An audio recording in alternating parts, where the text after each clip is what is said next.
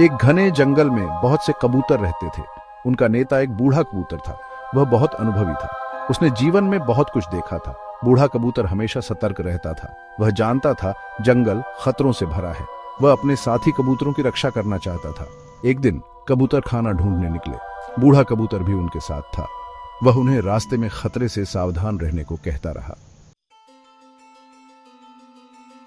कबूतरों को एक खुले मैदान में स्वादिष्ट अनाज दिखाई दिया। वे बहुत खुश हुए। उन्हें बहुत भूख लगी थी। लेकिन बूढ़ा कबूतर सतर्क हो गया। उसे कुछ अजीब लगा।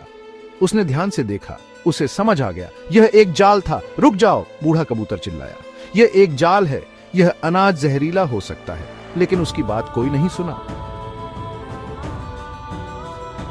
कबूतर अनाज पर टूट पड़े। वे बूढ़े कबूतर की बात भूल गए। वे लालच में अंधे हो गए थे। अचानक जाल गिर गया। सभी कबूतर फंस गए। वे घबरा गए। वे जाल से निकलने की कोशिश करने लगे, लेकिन जाल बहुत मजबूत था। वे उससे बाहर नहीं निकल पा रहे थे। उन्हें अपनी गलती का एहसास हुआ। काश उन्होंने बूढ़े कबूतर की बात मानी होती। सेक्शन 4, बुद्धिमानी का परिचय। बूढ़ा कबूतर अपने साथियों को फंसा देखकर बहुत दुखी हुआ, लेकिन उसने हिम्मत नहीं हारी। उसे कुछ करना ही था। उसे एक विचार आया।